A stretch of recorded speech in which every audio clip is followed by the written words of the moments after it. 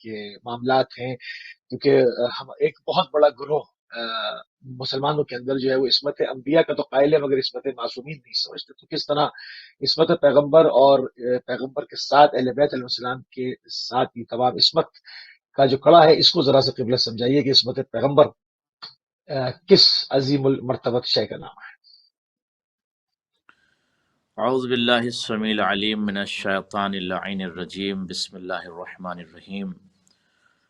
وصلی اللہ علی سید الانبیاء والمرسلین وآلہ الطیبین الطاہرین المعصومین المنتخبین المنتجبین المظلومین. اما بعد. بسم اللہ الرحمن الرحیم.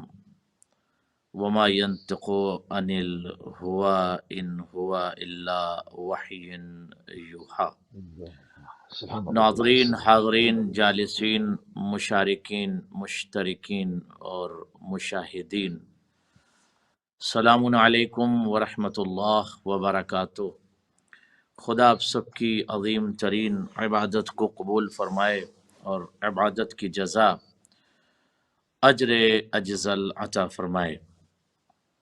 یقیناً آج کا موضوع بہت ہی اہم ہے اور ضروری ہے کہ اس موضوع پر عالم بشریت کے سامنے اس عظیم ہستی کے متعلق گفتگو ہو، اس نبی الانبیاء کے بارے میں کلام کیا جائے جو سید الانبیاء، نبی الانبیاء، سردار انبیاء، سرتاج انبیاء، زبدۃ الانبیاء، شرف انبیاء، تعزیز انبیاء، تبجیل انبیاء، تکریم انبیاء، نبیوں کا سلطان، پیغمبروں کا پیغمبر، جلال کائنات، جو حسن کائنات بن کے آیا، جو تدبیر کائنات بن کے آیا، جو تفکیر کائنات کو نور عطا کرنے کے لیے آیا، جو بشر کو صحیح جہت اور صحیح ڈائریکشن دینے کے لیے آیا، جو افکار بشر میں نور کو ڈالنے کے لیے آیا، جو مزاج بشر اور امتزاج بشر کے اندر کیفیت نور کو پیدا کرنے کے لیے آیا.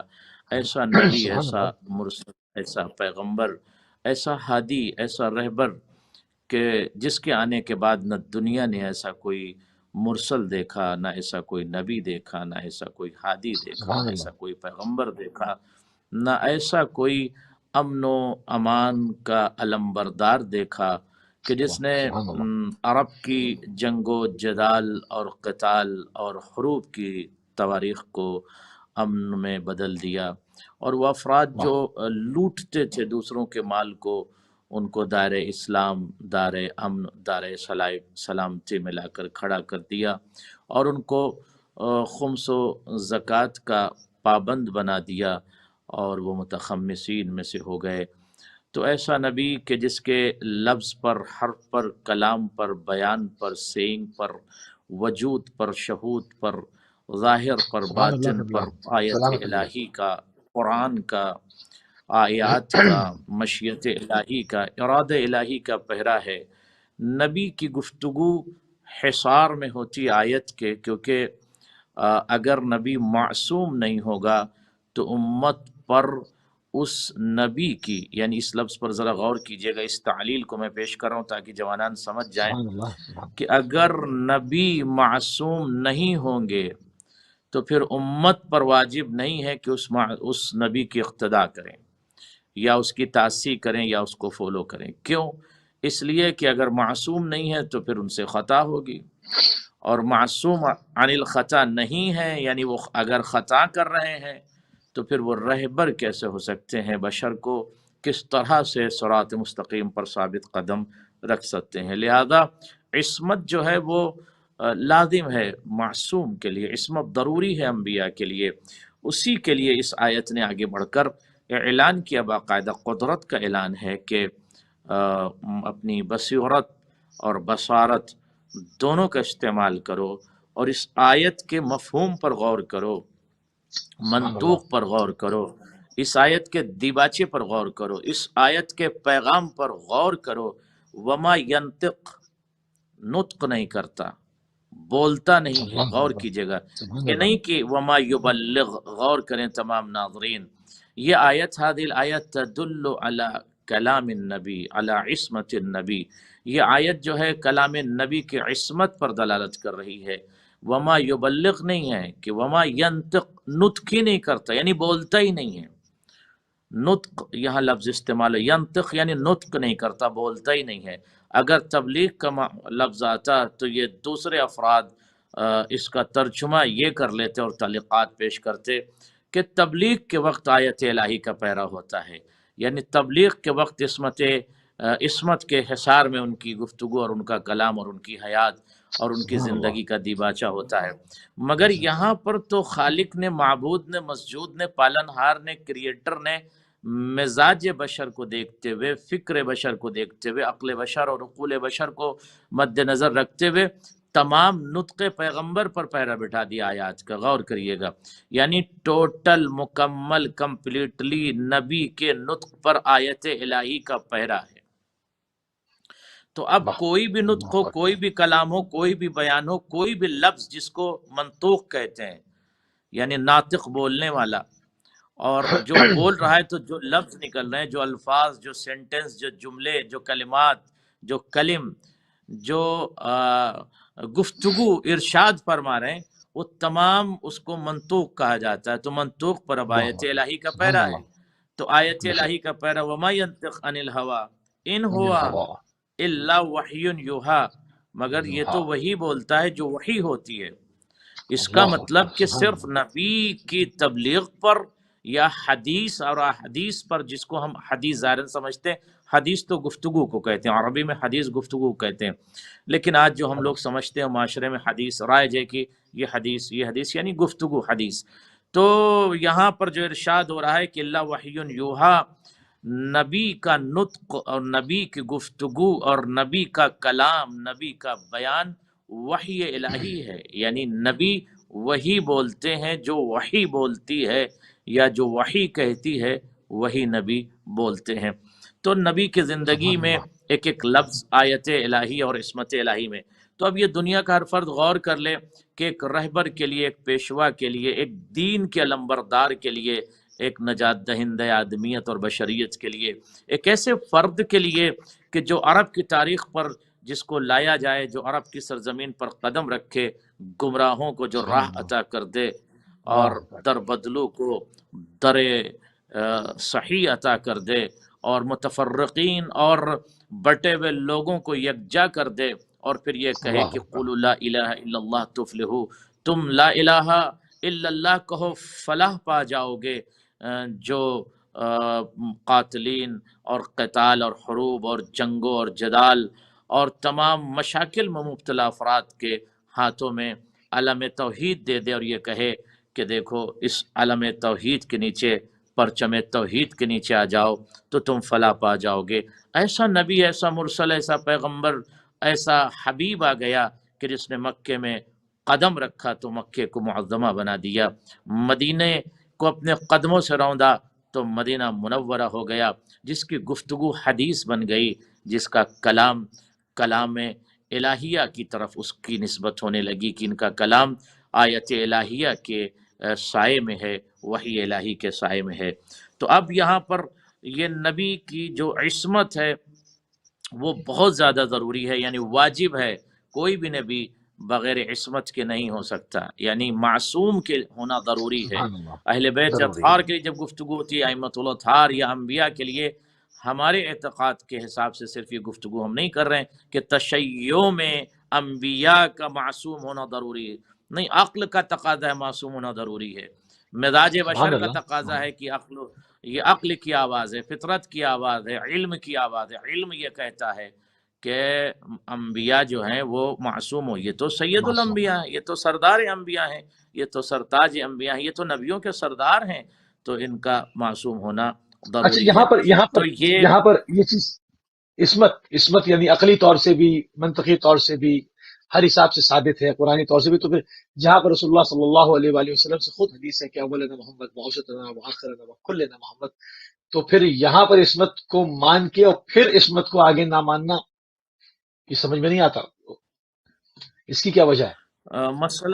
مسئلہ یہی ہے کہ کچھ افراد تو ایسے ہیں کہ جو نبی صلی اللہ علیہ وآلہ وسلم کو نبی نہیں مانتے، یعنی ان کا نظریہ، ان کے خیالات، ان کے اقتراحات، ان کی رائے آراء یہ ہے کہ نبی صلی اللہ علیہ وآلہ وسلم کا انتقال ہو گیا تو اب نبی نبی نہیں ہے، یعنی نبوت ان کی ختم ہو گئی۔ یا دوسرا اعتقاد یہ ہے کہ 40 سال کے بعد نبی بنے۔ تو یہ علم کی کمی ہے، چونکہ جب انسان جواہر علم سے دوری اختیار کرتا ہے، باب علم سے دوری اختیار کرتا ہے، تو اس کے ذہن میں انفتاح ذہنی پیدا نہیں ہوتی۔ اب آپ سوچیں کہ اگر ایک انسان 40 سال تک نبی نہ ہو، 40 سال کے بعد نبی نہ بنے، تو 40 سال اس کی زندگی کیسے گزری؟ تو 40 سال کا جو وقت گزرا، امت کا جو وقت گزرا بغیر نبی کے گزرا نا۔ امت کو ایک ہادی کی ضرورت تھی، 40 سال تک نبی نہیں ہے، تو اگر یہ نبی نہیں تو پھر نبی کون تھا؟ تو یہ باتیں عقل کا تقاضا اور علم کا تقاضا ہے کہ نبی ہوتا ہے خلقتاً۔ اس کی دلیل یہ ہے کہ خود مرسل اعظم نے، پیغمبر اکرم نے ارشاد فرمایا کہ کنتو نبیا و آدم بین الماء والتین، میں اس وقت بھی نبی تھا، اس وقت بھی نبی تھا۔ کب؟ جب آدم آب و گل کے درمیان کروٹیں بدل رہے تھے، سانس لے رہے تھے، وجود جب آدم کا ہو رہا تھا، اس وقت بھی میں نبی تھا، یعنی ابھی خلقتی نہیں ہوئی، ابھی صرف حضرت آدم اس کائنات میں ہے، اس وقت میں نبی تھا۔ اس کے بعد پھر فوراً ارشاد فرماتے انا وعلی من نور واحد، ہم اور علی ایک ہی نور کے دو ٹکڑے ہیں، نور ایک ہے، من نور واحد یعنی نور واحد سے ہم دونوں ہیں۔ بہت غور کیجئے گا عربی متن پر، من نور واحد یعنی نور واحد سے ہم دونوں ہیں۔ تو جب نور واحد سے دونوں ہیں، یعنی ایک نور کا ٹکڑا نبی کہلایا، دوسرا نور کا ٹکڑا ولی اور علی کہلایا، تو دونوں نور ہی کے نور ہیں، مکمل نور ہیں۔ تو اب ظاہر سی بات ہے کہ نور کے جانے کے بعد نور ہی تو نور کی جگہ لے گا، خاکی تو لے گا نہیں۔ نوری اگر اس دنیا سے جاتا ہے تو نوری ہی اس کی جگہ پہ آئے گا، اس کے مقام پر آئے گا۔ اسی وجہ سے اگر غدیر میں آپ دیکھیں تو نور نے مملکت نور کے رئیس کی ولایت کا اعلان کیا تھا کہ من کنت مولا فہذا علی مولا۔ اور اس کے بعد دوسری اگر آپ حدیث دیکھ لیں کہ انی طارکم فیکم الثقلین کتاب اللہ وعطرتی اہل بیتی ما ان تمسکتم بہما لن تضلوا بعدی حتی یرد علی الحوض۔ تو یہ بھی حدیث ارشاد فرمائی کہ دو عظیم ترین گراں قدر، ایک اہل بیت اور ایک قرآن، اسے چھوڑ کے جا رہا ہوں، جو ان سے متمسک رہے گا وہ کبھی گمراہ نہیں ہوگا۔ تو آپ یہ دیکھیں کہ مسلسل پیغمبر اکرم صلی اللہ علیہ وسلم نے اس بات کو واضح کیا کہ ہمیں اہل بیت اطہار سے جدا مت کرو، ہمیں آل سے جدا مت کرو، ہمیں علی سے جدا مت کرو۔ تو ایک ہی نور کے دو ٹکڑے ہیں، ایک علی ہے، ایک نبی ہے۔ آپ غور فرما رہے، شاید یہی وجہ ہے، غدیر میں بھی آپ دیکھ لیں اور پھر بستر پیغمبر پر بھی دیکھ لیں، نور نے نور کو اپنے بستر پہ لٹایا، کسی خاکی کو نہیں لٹایا، جبکہ اس وقت علی کے لیے خطرہ تھا، علی کی جان کا خطرہ تھا ظاہری طور پر۔ ایک الگ مسئلہ ہے کہ علی کی جان بچ گئی اور دشمن حملہ نہیں کر پائے، علی ہیبت الجبار ہیں، علی امام المتقین ہیں، علی بشریت کے رہبر ہیں، علی قدرت کے مالک ہیں، اختیارات اور شجاعت و بصالت و حماس کے رئیس اور انبل ہیں، یہ الگ بات ہے۔ لیکن علی اس وقت تو اس خطرے میں ڈوبی ہوئی چادر کو اڑے ہوئے تھے نا، چادر نبی کی تھی۔ عام طور سے مزاج یہ ہوتا ہے کہ انسان وہ روپ دھارن کرتا ہے یا وہ لباس وہ پہنتا ہے کہ جس سے پہچانا نہ جائے، یا وہ شکل اختیار کرتا ہے جس سے دشمن اس کو پہچان نہ لے۔ علی کو علی بن کے بستر پیغمبر پر لیٹنے میں اتنا خطرہ نہیں تھا جتنا علی کو بستر پیغمبر پر نبی بن کے لیٹنے میں خطرہ تھا، کیونکہ دشمن علی کو قتل کرنے نہیں آئے تھے، نبی کو قتل کرنے آئے تھے۔ تو اگر علی کی شکل میں لیٹتے، علی کی کیفیت میں لیٹتے تو کوئی مسئلہ ہی نہیں تھا، اس لیے کہ تو علی کو قتل کرنے آئے نہیں، نبی کو۔ مگر علی کی طرح نہیں بلکہ نبی کی طرح لیٹ رہے ہیں، تو اور خطرہ بڑھ گیا، خطرہ ہو گیا نا۔ تو کتنا بڑا خطرہ تھا، چادر بھی نبی کی، انداز بھی نبی کا، کیفیت بھی نبی کی، طریقت بھی نبی، اور اس کے بعد اسلوب بھی اسی انداز میں، اسی چادر پیغمبر کو اوڑھ کر سو گئے۔ تو نور نے نور کو اپنی جگہ پر لٹایا ہے، غور فرمایا آپ نے۔ تو یہ ہر جگہ یہ بات سمجھ میں آ جاتی ہے کہ یہاں بستر پر نور نے نور کو اپنی جگہ پر، وہاں پر غدیر میں نور نے نور کو اٹھا کر کہا من کنت مولا، اور اس کے بعد جو ہے یہ حدیث آخری وقت میں ارشاد فرمائی انی تارکم فیکم الثقلین، اور پھر قرآن آواز دے رہا ہے نبی اے مرسل آدم ان سے کہہ دے، امت سے کہہ دے، لوگوں سے کہہ دے، نسلوں سے کہہ دے، جیل سے کہہ دے، اجیال سے کہہ دے، کائنات سے کہہ دے، لوگوں سے کہہ دے، سبحان اللہ۔ وحوش سے کہہ دے، چرند پرند تمام موجودات و مخلوقات سے کہہ دے کیا؟ قل لا اسلکم علیہ اجرا الا المودۃ فی القربى، قل کہہ دے۔ اب اس قل پر غور فرما لیں کہ حکم خدا کا ہے، کہلا خدا رہا ہے، حکم معدت خدا دے رہا ہے، نبی کا تھوڑی حکم ہے۔ قل اے نبی کہہ دے کیا؟ قل لا اسلکم، نہیں سوال کرتے، نہیں چاہتے ہم کچھ تم سے، الا المودۃ فی القربى قل لا اسلکم علیہ اجرا، قل لا اسلکم علیہ اجرا الا المودۃ فی القربى، ہمیں قربا سے، قرابت داروں سے، ہماری آل سے صرف مودت اختیار کرو، یعنی جہاں محبت دم توڑ دے وہاں سے مودت کا جو ہے آغاز ہوتا ہے۔ مودت پرواز کو کہتے ہیں، مودت کنیکشن کو کہتے ہیں، مودت اس رابطے کو کہتے ہیں جہاں ایک چاہنے والا جسے چاہتا ہے، جس سے محبت کرتا ہے، اس کی محبت میں اس انداز میں ڈوب جاتا ہے کہ اس کی فکروں کا تسلسل اور اس کی فکروں کا امتزاج اس سے ہو جاتا ہے جسے وہ چاہتا ہے۔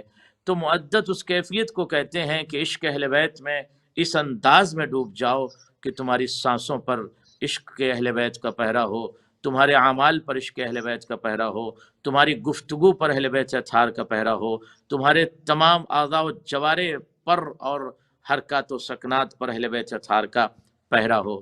تو یہ عشق کی ایک دلیل ہوتی ہے۔ تو مرسل اعظم نے اپنے کردار سے، اپنی عصمت سے پوری دنیا کو یہ ایک یہ میسج دیا اور پیغام دیا۔ یہ بھی بات سمجھنے کی ضرورت ہے کہ یہ عصمت قہری نہیں ہے۔ اب یہ ذرا سا علمی بحث ہو جائے گی کہ عصمت یہ کون سی ہے، عصمت قہری ہے یا عصمت اختیاری ہے؟ عصمت قہری کیا چیز ہے؟ یعنی عصمت قہری یہ ہے کہ انسان مجبور ہے، وہ گناہ کرنا بھی چاہے تو نہیں کر سکتا، فرض کیجئے کہ جھوٹ بولنا چاہے مگر نہیں جھوٹ بول سکتا، وہ مقہور ہے، وہ عصمت قہری ہے، اس کو کہتے ہیں۔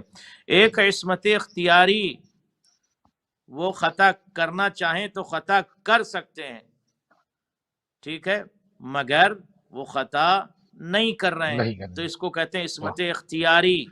اور عصمت قہری دونوں میں بہت فرق ہے۔ قہری میں یہ ہے کہ انسان مجبور ہے، خطا کرنے کا ارادہ بھی کرے تو نہیں کر سکتا، لیکن عصمت اختیاری میں اگر حکم الہی کو نہ ماننا چاہے، چھوڑنا چاہے تو چھوڑ سکتا ہے۔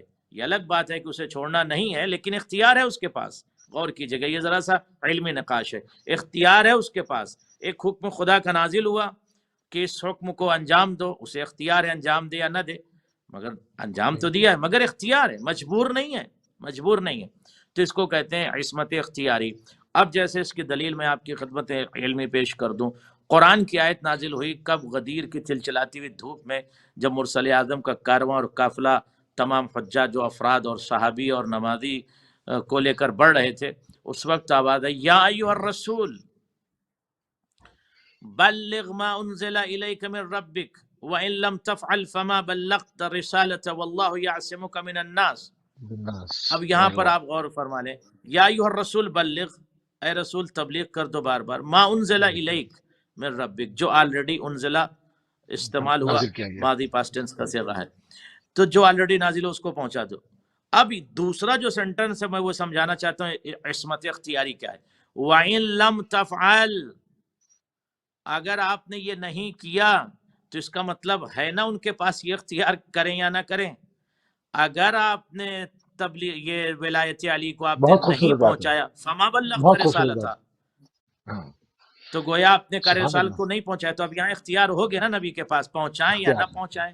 تو یہ ہے عصمت اختیاری، اختیار ہے، اختیار ہے۔ تو یہ آیت اس پر دلالت کرتی عصمت اختیاری پر۔ تو انبیاء کی عصمت، نبی کی عصمت، عصمت قہری نہیں ہے۔ یہ طلبہ کے لیے گفتگو ہے کہ عصمت قہری نہیں ہے بلکہ اختیاری ہے۔ تو وَإِن لَمْ تَفْعَلْ، اگر آپ نے نہیں پہنچایا تو فما بلغت، اگر عصمت کہہ رہی ہے کہ اگر جو حکم آ گیا اس کو پہنچانا ہی پہنچانا ہے، مجبور ہے، تو پھر یہ کہنے کی کیا ضرورت ہے کہ وَإِن لَمْ تَفْعَلْ، اگر آپ نے نہیں تفل پہنچایا؟ اس کا مطلب اختیار ہے آپ کے پاس، پہنچائیں یا نہ پہنچائیں آپ کے نہ پاس پہنچائیں، اختیار سن ہے۔ اختیار تو اس کو کہتے ہیں عصمت اختیاری۔ تو وَإِن لَمْ تَفْعَلْ فَمَا بَلَّغْتَ رِسَالَتَهُ وَاللَّهُ ہے يَعْصِمُكَ مِنَ النَّاسِ، اللہ آپ کی بس۔ حفاظت کرے گا ناس سے۔ یہ نہیں کہا کہ من المؤمنین، من المتقین، یہ لفظ نہیں اچھا دیکھو، استعمال کیا، کتنی اس کتنی لیے کہ عجیب مومن کتنی اور عجیب متقی بات ہے اذیت نہیں دیتا۔ کہ آج جب نازل ہو رہی ہے تو رسول اللہ حاجیوں کے جھرمٹ میں ہیں، 1.25 لاکھ حاجی ہیں، وہاں کوئی غیر نہیں ہے، وہاں کفار مکہ نہیں ہے، وہاں منافقین مکہ نہیں ہے، وہاں پر دوسری اور قومیں نہیں ہیں، حاجیوں کے جھرمٹ میں، اور آیت کہہ رہی ہے کہ خدا آپ کو وہ ہے آپ کی حفاظت فرمائے گا۔ تو مطلب تو اس سے تو یہ ظاہر ہوتا ہے نا کہ حاجیوں کے روپ میں بہت سارے لوگ اس وقت بھی منافقین تھے، یہ تو طے ہے نا بات اس پہ، تو اس پہ تھوڑی سی روشنی ڈال دیں۔ یقیناً باقاعدہ اس میں مجرمین بھی شریک تھے اور حاسدین بھی شریک تھے، اور حاجیوں کے لباس میں دشمن اہل بیت بھی شریک تھے، اور باقاعدہ اس کا ثبوت ہے۔ ایک نے کہا نہیں یہ اعلان آپ کی طرف سے تھا یا خدا کی جانب سے تھا، سأل سائل بعذاب واقع، جو ہے ایک سائل نے عذاب کا سوال کیا اور اس وقت عذاب اس کے اوپر آ بھی گیا غدیر میں، تو اور وہ واصل جہنم ہو گیا۔ تو جو شرکا حضرات تھے یا جو مشارکین حج تھے یا جو نبی کے صحابی بنے ہوئے تھے، اس میں سب کے سب صحابی اچھے تھوڑی تھے۔ اب نبی کے ساتھ تو اب یہاں پر ایک بہت اہم بات کہنا چاہتا ہوں، جتنے افراد سوالات دیکھیے جو مختلف روات نے اور مختلف صاحبان کتاب نے، مؤلفون نے اور مورخون نے، مصنفون نے جو لکھا ہے، وہ منیمم جو روایت ہے کہ 1.25 لاکھ حجاج نبی کے ساتھ غدیر میں موجود ہیں، ٹھیک ہے؟ تو یہ جو 1.25 لاکھ موجود ہیں، نبی کے ساتھ حج کر رہے ہیں، نبی کے ساتھ طواف کر رہے ہیں، نبی کے ساتھ دوڑ رہے ہیں، نبی کے ساتھ جو ہے وہ سفر بھی کر رہے ہیں، تو صحابی ہیں نا یہ، بے شک صحابی ہیں نا یہ۔ تو اب کوئی یہ کہہ دے کہ ارے یہ تو صحابی ہیں، ارے یہ تو صحابی تو نبی کے ساتھ حج کیا انہوں نے، ارے یہ تو نبی کے ساتھ تھے صفا مروہ میں، یہ تو نبی کے ساتھ تھے طواف میں، یہ تو صحابی ہیں۔ تو وہ کون تھا جس کو پر عذاب آیا غدیر میں؟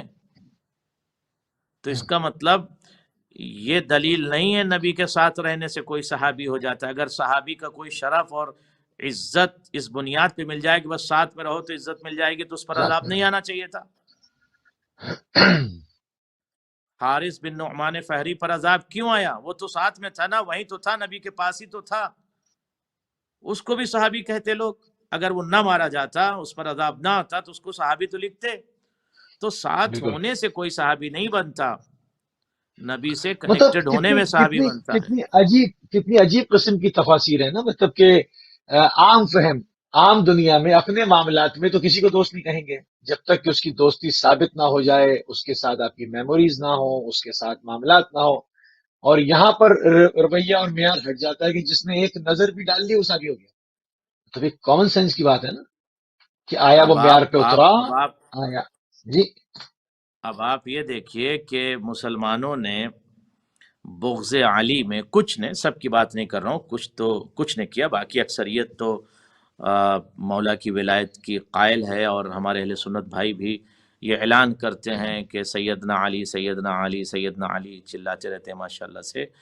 اب آپ دیکھیں کہ غدیر میں جب نبی نے کہا من کنت مولا فہذا علی مولا، مولا، علی جن مولا تو ہے۔ اس میں یہ ہوا کہ جو ان کے عرب متکلمین تھے، جو عربی جانتے تھے اور عربی الفاظ کے خبیر تھے، خبراء تھے، تو ان کے سامنے اس جملے کو، اس اعلان ولایت کو لے جایا گیا کہ اس کا ترجمہ کیجئے کیا، کمن کنت مولا فہذا علی مولا، اس کا ترجمہ کیا ہوا؟ اب انہوں نے دیکھا کہ نام علی آ گیا، اب کیسے کٹ کے نکلیں، بچ کے نکلیں، اور کیسے اپنے آپ کو بچائیں؟ تو علی سے کٹ کے اور بچ کے نکلنے میں مسلمانوں نے اپنی رسوائی کر لی، اپنی بےزتی کر لی۔ کیسے بےزتی کری میں آپ کو بتاتا ہوں۔ بسم ترجمہ اللہ، علی سے کٹ کے اور بچ کے انہوں نے یہ کیا کہ جس کا میں دوست ہوں اس کے علی دوست بتائیے ہیں۔ ذرا۔ ترجمہ، اچھا، یہاں یہ کہہ کر رک گئے۔ اب ان کی پکڑ کہاں سے ہو گئی؟ پہلے جملے میں ہو گئی، دوسرے جملے میں تو بغض علی میں انہوں نے کہہ دیا۔ پہلا جملہ کیا؟ من کنت مولا، جس کا میں مولا ہوں، فہذا علی مولا، اس کے علی مولا۔ یہ تشیع کا ترجمہ، علماء کا ترجمہ، ادبا کا، خبرا کا۔ انہوں نے کہا نہیں، یہ ارشاد فرمایا کہ جس کا میں دوست ہوں، علی اس کے دوست ہیں۔ اب یہاں پھنس گئے، پھنس اس طرح سے گئے امت مسلمہ کے علماء اور افراد کہ انہوں نے بے عزتی یہ اپنی کرائی کہ نبی کی شان کو گھٹا دیا۔ یعنی نبی کو نبی سمجھ رہے ہیں آپ یا نبی کو دوست سمجھ رہے ہیں آپ؟ تشیع نبی کو نبی کے نظریے سے یہ قوم دیکھتی ہے کہ نبی نبی ہے، ہم نے بالکل نبی عظیم، کو نبی سمجھا اور آپ نے نبی کو دوست سمجھا، تو آپ نے دوست سمجھا۔ دوست والا ترجمہ کیا۔ ہم نے نبی کو نبی سمجھا، نبی کو ہم نے پیغمبر سمجھا۔ من کنت مولا، یعنی ہم نے آقا سمجھا۔ مولا کے معنی یہاں آقا کے ہیں۔ ہم نے نبی کو نبی سمجھا، آقا سمجھا۔ تو آقا اگر نبی ہیں تو آقا علی ہیں۔ تو غدیر میں پیغمبر اکرم نے اس بات کا جو اعلان کیا، من کنت مولا فہذا علی مولا، جس کا میں آقا تھا، آقا ہوں، اس کے علی مولا، اس کے علی آقا ہیں۔ یعنی اب میں اردو ترجمہ کر رہا ہوں، من کنت مولا فہذا علی مولا، جس کا میں مولا، یعنی جس کا میں آقا، اس کے علی آقا۔ کیا مطلب؟ اب جب نبی آقا اور علی آقا تو باقی سب غلام ہوئے نا۔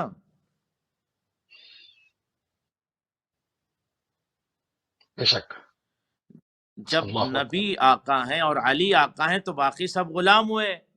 تو جب بے غلام شک۔ ہوئے تو غلاموں کو حق اور ادھیکار نہیں ہوتا کہ وہ مالک اور آقا کے مقابلے میں آ جائیں، یا مالک کی جگہ لے لیں، یا آقا کی جگہ لے لیں۔ یہ تو بدتمیزی ہے غلاموں کی۔ اگر کوئی غلام بدتمیزی، ہاں کبھی کبھی کچھ غلام نے بات کو مانا ہے، جب ڈانٹا ہے باقاعدہ معصوم نے کہ اس کو غلام کہا ہے کسی کو تاریخ میں، تو اس نے باقاعدہ کہا کہ لکھوا لو اس کو۔ اترو میرے بابا، تو کسی میرے اور بابا کے غلام ممبر پہ کو، سے اترو، میرے بابا ہاں، کے اور ممبر پہ سے اترو۔ کسی دوسرے غلام کو ممبر سے اتار دیا، اور اس نے اتر کر بتایا کہ میں غلام ہوں، اور اتارنے والے نے یہ اتار کر ثابت کر دیا کہ میں آقا ہوں، اور وہ اتر کر ثابت کر رہا ہے کہ میں غلام ہوں۔ تو وہ اترنے والے اپنے آپ کو غلام کہہ رہے ہیں، اتارنے والا یہ ثابت کر رہا ہے کہ وہ آقا ہے۔ پھر بھی امت مسلمہ کہتی حکومت کا مسئلہ تھا، اس لیے سقیفہ میں چلے گئے اور حکومت کو تقسیم کر لیا۔ بھائی آپ خلافت کو حکومت کیوں سمجھتے ہیں؟ کس نے کہا ہے کہ آپ خلافت کو حکومت سمجھیے؟ آواز قدرت آ رہی، انی جاعل فی الارض خلیفہ، میں خلیفہ بنانے والا ہوں۔ تو اس کا مطلب یہ ہے کہ خلیفہ میں بنا رہا ہوں، یہ سنت الہیہ ہے، مزاج الہیہ ہے، خدا کی یہ سنت ہے کہ خلیفہ اللہ بناتا ہے۔ آپ اللہ سے ٹکرا رہے ہیں کہ نہیں اللہ تو نہ بنا، میں بناؤں گا خلیفہ۔ یہ کون سی بات ہے؟ اللہ جب اللہ، آدم اول اور خلق حضرت آدم کی خلقت کے وقت جب یہ اعلان کر رہا ہے کہ میں زمین پر خلیفہ میں بنانے والا ہوں، میں خلیفہ بنانے والا ہوں، تو جو کام اللہ کا تھا وہ آپ لے رہے ہیں، اچھا یہاں پر جو بھی کام کسی اور اللہ انبیاء کا پہ تھا وہ نہیں آپ ہے؟ کر رہے ہیں۔ یہاں پر بھی جناب ابراہیم کے بعد جناب اسماعیل کو ڈیوائن اتھارٹی ہی مان رہے ہیں، یہ نہیں مان رہے کہ وہاں شورا ہوئی، وہاں کوئی سقیفہ جیسی جگہ تھی جہاں پر جناب اسماعیل کا فیصلہ ہوا، وہاں پر مینون مانتے چلے آ رہے ہیں۔ ساری مشکل مولا امیر المومنین کی مولائیت میں ہے کہ اجماع کر لیں بغض صاحب، اجماع کر لیں۔ بغض کی وجہ سے، بغض۔ بغض کی وجہ سے شان اور فضیلت اور جلال و حیبت و قدرت اور اختیارات کو دیکھ کر یہ جلتے تھے، بنی امیہ جلتے تھے، بغض رکھتے تھے۔ اور بنی امیہ کے مقدر میں جلنا ہے، اور جو بنی امیہ کے چاہنے والے ہیں وہ تو جلتے رہیں گے اہل بیت اطہار سے، تا زندگی جلیں گے۔ ان کے چہرے کو آپ دیکھ لیجئے، سعودی جو مفتی ہے اس کے چہرے کو آپ دیکھ لیجئے، کیسے لعنت برستی رہتی ہے اس کے اوپر۔ آپ دیکھیے، خود دیکھیے، محسوس کیجئے کیسی اس کی شکل ہے۔ اور جو آل محمد کے چاہنے والے ہوتے ہیں، چاہے اہل سنت ہوں، ان کا چہرہ نورانی ہوتا ہے۔ کچھ اہل سنت ہیں، آپ دیکھیے ماشاءاللہ وہ اہل بیت کے چاہنے والے ہیں، پریکٹیکل چاہنے والے ہیں، تو وہ اچھے چاہنے والے ہیں، یعنی بدبودار لوگ نہیں ہیں، صحیح العقیدہ ہیں، تو ان کے چہرے پر نور ہوتا ہے عشق اہل بیت کا۔ تو یہ صورت حال ہے کہ بنی امیہ نے باقاعدہ بغض کی وجہ سے یہ کیفیت پیدا کر دی، اور بہت یہ جلتے رہے۔ اور پھر یہاں پر آپ دیکھیے، جب قرآن یہ کہہ رہا ہے کہ معاملہ یہاں خلافت کا ہے، آپ کہہ رہے نہیں حکومت، تو یہ آپ حکومت کیوں سمجھ رہے ہیں؟ خلافت کو خلافت سمجھیے، اور خلافت اگر من جانب اللہ ہے تو آپ نے اس کو من جانب شورا کیوں بنا دیا؟ آپ کو اختیار کس نے دیا کہ جو کام اللہ کا تھا وہ آپ کیوں کر رہے ہیں؟ اللہ کہتا ہے خلیفہ میں بناؤں گا، آپ کہتے نہیں اللہ تو نہ بنا میں بناؤں گا، تو آپ اللہ سے ٹکرا رہے ہیں، اور اللہ کے مقابل میں آپ نے خود اپنے سے خلیفہ بنا لیا، اور اس کے بعد کہتے ہیں کہ تشیع یا شیعہ حضرات کمنٹس کرتے ہیں۔ کوئی کمنٹس نہیں کر رہا، بٹ آپ ذرا تنہائی میں بیٹھ کر سوچیں کہ جو کام اللہ کا تھا وہ کچھ دوسرے لوگوں نے کر دیا۔ جناب داؤد کے لیے ارشاد ہوا یا داؤد انا جعلناک خلیفۃ فی الارض، اے داؤد ہم نے آپ کو زمین پر، ہم نے آپ کو خلیفہ بنایا۔ آپ نے غور فرمایا؟ تو خلیفہ اللہ بناتا ہے اللہ بناتا ہے۔ اور اچھا وہاں پیچھے خلافت کا سب کچھ اعلان مانتے ہوئے نبی آتے ہیں، کرتے ہیں۔ ہاں ہاں وہاں سب کچھ مانتے ہوئے آتے ہیں، ہاں وہاں مانتے ہو۔ یہاں جب اللہ علی کی اکبر۔ بات آتی ہے مولا، اچھا غدیر کے جو روایت ہے وہ ایک ایسی روایت ہے تواتر کے ساتھ کہ ہزاروں کی تعداد میں کتابوں میں اس کی سند موجود ہے، اور جو کتاب الغدیر لکھی گئی ہے، مولا کی ولایت پر یہ کتاب لکھی گئی ہے، تو اس میں آپ دیکھیں کہ تمام اہل سنت بھائیوں کی کتابوں سے باقاعدہ روایتوں کو جمع کیا گیا۔ تو یعنی شرم کی بات ہے، یعنی چلچلاتی ہوئی دھوپ میں نبی تمام حجاج کو، افراد کو اور حاجی نمازی سب کو اکٹھا کر کے کہتے ہیں او رک جاؤ سارا مجمع، کیا جس کا میں دوست ہوں اس کے علی دوست ہیں؟ ارے شرم نہیں آتی ہے آپ کو؟ نبی کو آپ دوست کہہ رہے ہیں، دوست کا ترجمہ کر رہے ہیں آپ نے نبی کو دوست سمجھا ہے؟ اچھا تو یہ عجیب سی کیفیت ہے کہ بغض میں جو ہے نا مولا کے معنی جو ہے، جبکہ ساری دنیا ہی جانتی ہے، آپ کسی عرب میں چلے جائیں تو مولا کے معنی دوست کے نہیں ہوتے ہیں، مولا کے معنی آقا کے ہوتے ہیں۔ کہتے ہیں مولائی یعنی آقا، یعنی مولا کے معنی آقا، یہ میرا مولا ہے۔ عربی ادبا اور خبرا اور علماء جانتے ہیں کہ مولا کے معنی جو ہے نا آقا کے معنی میں ہوتے ہیں، اور عرب لوگ جو ہے نا آقا کو مولا کہتے تھے، اور جو اس کے غلام ہوتے تھے اس کو غلام کہا جاتا تھا۔ تو غدیر میں جب مولا کی مولائیت کا اعلان ہوا، ولایت کا اعلان ہوا، جتنے غلام زادے تھے وہ سب گھبرا گئے، اور بنی امیہ کے تمام افراد وہ بھی گھبرا گئے۔ تو انہوں نے اس طرح سے حالات پھر کریٹ کرنا شروع کر دیا، اور نبی کی شہادت کے بعد پھر یہ حالات کریٹ کرنا شروع کر دیا، علی کی مخالفت، جناب زہرا کی مخالفت، دروازہ جلانا، گھر جلانا، اس کے بعد جو ہے وہ اس رقعے کو، اس نامے کو، اس وصیت نامے کو پھاڑ کے پھینک دینا، نبی کی اکلوتی بیٹی کو دربار میں کئی گھنٹے کھڑے رکھنا، ان سے مکالمہ کرنا، ان سے جو ہے شواہد مانگنا، ان سے گواہ مانگنا۔ تو یہ سب کیا تھا؟ یعنی یہ عجیب کیفیت ہے۔ یعنی وہ عجیب عصمت کبریٰ کی مالکہ ملکہ حضرت بطول سلام اللہ علیہا کہ اللہ جو اللہ صلی اللہ علیہ عیسائیوں کے سامنے جب پہنچی ہے تو آواز آ رہی تھی کہ اگر یہ اشارہ کر دیں، ایسی ہستیوں کو دیکھ رہے ہیں جو پہاڑوں کو تو چلا سکتے ہیں۔ قرآن طہارت کی گواہی دے رہا قرآن ہے، قرآن طہارت کی اور معاہدے میں صداقت کی گواہی دے رہا ہے۔ گواہی دے رہا ہے، وَقُلْ تَعَالَوْا مباہلے کے نَدْعُوا اندر أَبْنَاءَنَا کھانا کا اعلان ہو رہا وَأَبْنَاءَكُمْ، جی۔ ہے، تو مگر قرآن یہ کہہ رہا ہے حفاظ کہ نہیں کہ مباہلہ میں جناب بطول گئیں، یعنی وہ شخصیت ہے جناب بطول جو مباہلہ میں گئی تھی۔ تو مباہلہ کا مطلب یہ ہے کہ مملکت صدق اور سچائی کی شہزادی کو حضرت بطول کہتے ہیں، یعنی صدق اور بے صداقت شک جس کے ایسے وجود سے جنم لے، جس کے وجود سے اللہ اکبر۔ چشمے پھوٹے صداقت اور سچائی کے، اس کو بطول کہتے ہیں۔ یہ تھوڑی کہ بطول سچ بول رہی ہیں، سچ بولنا کیا چیز ہے؟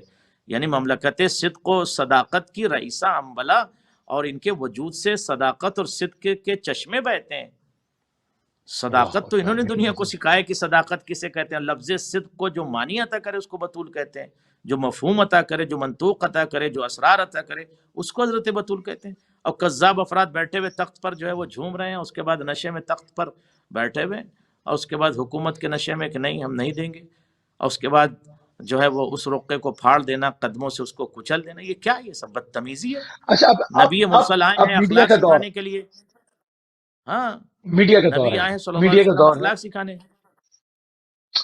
میڈیا کا دور ہے۔ اصل میں جب انسان گناہ کرتا ہے، پیغمبروں کی نافرمانی کرتا ہے، انسان ہے، مطلب آج بھی انسان کو کل کا نہیں علم ہے کہ کل کیا ہونے والا ہے، اور ٹیکنالوجی کہاں جائے گی، فتوحات کیا ہوں گی، دنیا کدھر کس دشا میں جائے گی، کیا رخ اختیار کرے گی۔ انہوں نے تو پرچہ لے کے ہاتھ سے پھاڑ کے آگ میں ڈال دیا اور حق کو غصب کر دیا۔ وہ نہیں، ان کو نہیں معلوم تھا کہ آگے ابھی دنیا کہاں جائے گی۔ ان کو نہیں پتا تھا سوشل میڈیا نام کی ایک بلا سے ان کا سامنا پڑے گا، پوری دنیا میں جگ ہسائی ہوگی، حقیقتیں کھل جائیں گی اور چہروں سے نقابیں اتر جائیں گی۔ تو اب میڈیا کا دور ہے، سوشل میڈیا کا دور ہے۔ وہ کیا اسلوب ہمیں اپنانا چاہیے کہ ہم تمام جہان بشریت کو حق اور سچ کا پیغام اور جزیاتی اہل بیت کے ساتھ کی گئی اور کی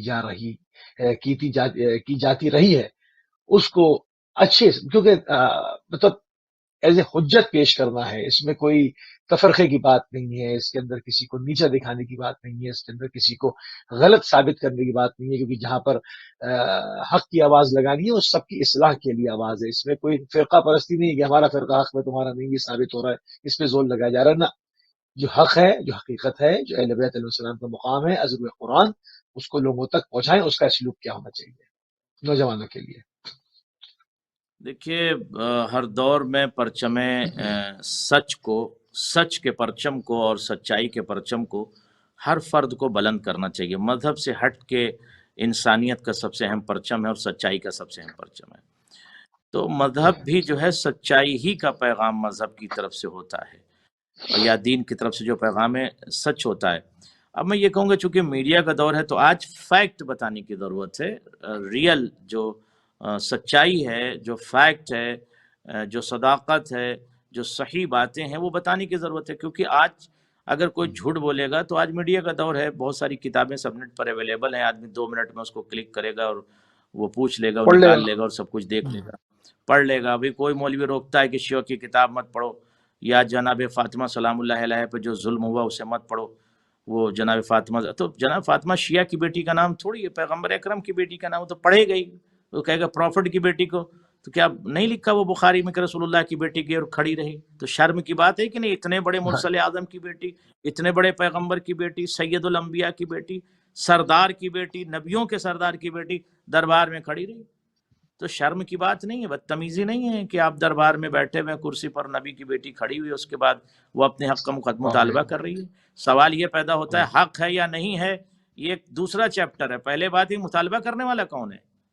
عصمت کبریٰ کی مالکہ ہے، مباہلہ میں جانے والی وہ شہزادی ہے جو جھوٹوں کے مقابلے میں جس کو لے جایا گیا تھا، قرآن لے کر گیا، خدا لے کر گیا، یعنی خدا کی طرف سے جو صدیقہ ہے، صدیقہ ہونے کی سرٹیفکیٹ جس کو اللہ نے دیا، وہ کھڑی ہے دربار میں۔ تو اب یہ تو چیپٹر بعد کا ہے، پہلا چیپٹر یہ کہ ہے کون، پھر اس کے بعد جو اسے طلب کرنا اور گواہ طلب کرنا، اور پھر یہ باغ فدق دیا یا نہیں دیا، یا وراثت کا مسئلہ، یہ تو بعد کی چیز ہے۔ پہلے یہ کہ صدیقہ کو جانا کیوں پڑا، اس کا مطلب گھر سے دربار تک جانا اس بات کی دلیل ہے کہ ظلم ہوا رسول کی بیٹی کے ساتھ، ورنہ گھر سے کیوں نکلتی؟ گھر سے نہیں نکلتی نا، دربار کیوں جاتی؟ اور اس کے بعد مدینے کے گھر میں جا کے ایک ایک دروازہ کنڈی کھٹکھٹا کے بتانا جو ظلم ہوا تھا ان کے ساتھ، بتانا افسوس کی بات نہیں ہے؟ کتنے بڑے پیغمبر کی بیٹی رو رہی مدینے میں، اتنے بڑے پیغمبر کی بیٹی، ظلم جو نبی آیا تھا ظلم کے خاتمے کے لیے، اس کی ابھی آنکھ بند نہیں ہوئی تھی کہ وہی لوگ جو نبی کے ساتھ اٹھتے بیٹھتے تھے اس کی بیٹی پر ظلم کرنے لگے۔ ہم تھوڑی کریں، شبلی نعمانی نے خود لکھا، الفاروق میں جائیے پڑھ لیجئے، الفاروق میں لکھا کہ باقاعدہ نبی کی بیٹی کے دروازے پر آگ اور لکڑی لے کر اکٹھا ہوئے ہیں۔ ایک آدمی جو گن لے کے آتا ہے یا کسی کے گھر کو جلانے کے لیے 10 لوگ گھیر لیں تو کتنی بڑی بدتمیزی ہے، اس کا مطلب جلانا چاہ رہے تھے تب تو آگ لکڑی لے کر آئے۔ کوئی بندہ کسی کے اوپر گن پوائنٹ پر اٹھا لے تو وہ مجرم کہلاتا ہے، اگر ایک انسان کلاشن کوپ AK-47 کسی کے اوپر اٹھا لے ہاں نہیں، جب اس کو تک اب مارنے یہ کے کہا لیے جائے تو کہ مجرم کہلاتا ہے وہ۔ اب یہ کہا جائے کہ مارا نہیں بھئی، مارا تو نہیں، مطلب یعنی آپ کو اٹھی ہوئی گن نظر ہی نہیں آتی، عجیب بات ہے نا۔ ہاں سزا ہے اس کی سزا ہے۔ کوئی ملک کے پریزیڈنٹ کے اوپر گن تان دے تو فوراً اس کو شوٹ کا آرڈر ہوتا ہے کسی میں مجال کی کسی ملک کے پریزیڈنٹ کے اوپر جو ہے گن تان دے، جو اس کے سیکورٹی گارڈ ہوتے ہیں 2 منٹ میں اس کو شوٹ کر دیں گے۔ تو یہ کہنے نہیں شوٹ کیوں کیا، اس نے مارا تھوڑی، ارادہ قتل تو کیا، مارا نہیں مگر ارادہ قتل تو کیا، ارادہ قتل کیا لہٰذا اسے شوٹ ہونا۔ تو اسی طریقے سے اگر کسی نے ارادہ احراق، جلانے کا ارادہ کیا، آگ لگانے کا ارادہ کیا، آگ اور لکڑی لے کر چلے وہاں سے، اب ان کے نزدیک ثابت نہیں کر پا رہے ہیں، لیکن بہت ساری کتابوں میں، عربی متن میں اور کتب میں اور روات کے درمیان، مصنفین اور مؤلفین کے درمیان ثابت ہے باقاعدہ کہ آگ لگایا ہے، گھر کو جلایا ہے، نبی کی بیٹی کو مارا ہے، نبی کی بیٹی کو رلایا ہے، اور اس کے بعد کہتے ہیں کہ ہم جو ہے وہ سرکار کی سنت پہ چلتے ہیں۔ کیا سرکار کی سنت پہ آپ چلتے ہو؟ کیا سرکار کی سنت پہ چلتے ہو؟ آپ نے بال رکھ لیا، صرف جو ہے بال آپ کو یاد ہے، حال یاد نہیں ہے آپ کو، کیا سنت پہ آپ چلتے ہو؟ نہ کلام نبی کا یاد ہے، نہ نبی کی گفتگو یاد ہے، نہ نبی کی حدیث یاد ہے، کچھ آپ کو، کون سی سنت پر آپ چل رہے ہو؟ نبی کی بیٹی کا گھر جلا رہے ہو، نبی کی بیٹی کو مار رہے ہو، نبی کی بیٹی کو ستا رہے ہو، باغ فدق کو لوٹ رہے ہو، اور اس کے بعد طرح طرح کی تبریر اور تعلیلات اور تعلیقات کو پیش کرو۔ یہ شرم کی بات نہیں، آتی ہوئی نیشن نہیں پڑھے گی اس بات کو، ہم کچھ نہیں کریں کسی کو، لیکن نسلیں نہیں پڑھیں گی اس بات کو. کیا بخاری کو جلا دیا جائے گا؟ کتنی بخاری کو بدلا جائے گا؟ کتنی کتابوں کو جلایا جائے گا؟ آج تو سب نیٹ پہ چلی گئی، سب پڑھ لیں گے، اور اس کا جب پڑھ لیں گے تو سید عبد المنعم جیسے پڑھنے کے بعد، جو سوڈان کے بہت بڑے محامی تھے، بہت بڑے لائر وکیل تھے، جب انہوں نے پڑھ لیا تو اس کے بعد لکھا اہتدیت بنور فاطمہ، میں تو بی بی کے نور کی وجہ سے، میں بی بی شہزادی کی وجہ سے میں ہدایت پا گیا، مجھے کیا معلوم تھا اتنا ظلم ہو بی بی کے اوپر. میں تو یہ سمجھتا تھا شیعہ بول رہے ہیں، شیعہ دشمنی میں بول رہے ہیں، میں تو یہ سمجھتا تھا، میں تو پہلے شیعہ کا دشمن تھا، وہ یہ کہتے ہیں میں تو پہلے شیعہ کا مخالف تھا. لیکن معاملہ یہاں شیعہ کا نہیں ہے. بعد میں کہنے لگے مجھے یہ بات سمجھ میں، معاملہ شیعہ کا یہاں تھوڑی ہے، شیعہ سے کیا لینا دینا اس میں، معاملہ نبی کی بیٹی کا ہے، معاملہ اتنے بڑے سردار کی بیٹی کا معاملہ ہے یہاں پر، اس کے اوپر اتنا ظلم ہو رہا ہے. اور اس کے بعد سیرت کی بات ہو رہی ہے، ابھی 12 ربیع الاول آئے گا تو آپ دیکھیے کس طرح سے سیرت کی بات کرتے ہیں. ارے سیرت کی بات کرنے سے پہلے ان افراد کے اوپر بھی گفتگو کیجئے جنہوں نے ظلم کیا ہے. آپ گفتگو کیجئے، ہم سے پہلے آپ کو گفتگو کرنا چاہیے. آپ محبت کا اعلان کیجئے کہ آپ نبی کی بیٹی کو زیادہ چاہتے ہیں، آپ جو ہے علی کی زوجہ کو زیادہ چاہتے ہیں، آپ مادر حسنین کو زیادہ چاہتے ہیں، تو ان کے دشمنوں سے بیزاری کا اعلان آپ کیجئے. زیادہ احترام کرتے ہیں. آپ جو ادھر بھی کہتے ہیں اور ادھر بھی چلتے ہیں، دونوں طرف، ظالم بھی رضی اللہ، مظلوم رضی اللہ. یہ کیسا مزاج ہے، کیسی فکر ہے، کیسا طریقہ ہے، کیسا انداز ہے، یہ کیسی ذہنیت ہے، یہ کیسا دین ہے، یہ کیسا مذہب ہے. آج کے جو ایجوکیٹڈ بچے ہیں تو قبول ہی نہیں کرتے ہیں، وہ کہتے ہیں wrong is wrong, right is right. آج تو آپ کچھ کر تھوڑی سکتے ہیں کہ بائی فورس ایکسپٹ کروا دیں، اور نہیں، بچے آج کے کہتے ہیں no that guy is wrong, wrong is wrong, right is right. جس نے بی بی کا حق غصب کیا وہ غلط ہے، جس نے مولا علی سے جنگ کیا وہ غلط ہے، جس نے قرآن کو نوک نیزہ پہ بلند کیا وہ غلط ہے، جس نے زہر دیا وہ غلط ہے. تو کوئی نہیں روک سکتا ان کو. تو لہذا ابھی بھی وقت ہے، تمام لوگ بیدار ہو جائیں اور اخلاق کے طریقے سے جو ایک سلیقہ ہے اس سلیقے پر چلتے ہوئے تبلیغ سیرت پیغمبر اور پرچم حق کو بلند کریں. والسلام علیکم ورحمۃ اللہ وبرکاتہ. حیاکم اللہ. جزاک اللہ. بہت انتہائی مشہور ہیں، انتہائی ممنون ہے جناب علامہ سید قلب عباس رضوی صاحب آپ کے کہ آپ نے ایک مرتبہ پھر اپنا قیمتی ٹائم یو ایس اے سے ہم کو دیا، اور آج سے جو ہے وہ باقاعدہ آغاز کر دیا گیا ہے سیرت رسول خدا صلی اللہ علیہ وآلہ وسلم پر. پروردگار نے زندگی دی تو روزانہ آپ کی خدمت میں حاضر ہو کر سرکار کے مختلف سیرت کے مختلف پہلوؤں کو اپنے نوجوانوں کے سامنے اجاگر کرنے کی سعادت حاصل کریں گے. اس وقت ہمارے پروگرام کا ٹائم تمام ہو گیا. ہماری اور آپ کی اگلی ملاقات کل کے ٹائم 4 بجے پھر ہوگی. اجازت دیجیے. السلام علیکم ورحمۃ اللہ وبرکاتہ. شاست حسین بادشاہ است حسین، سرداد نداد دست در دست یزید، حقا کے بنائے لا الہ است حسین.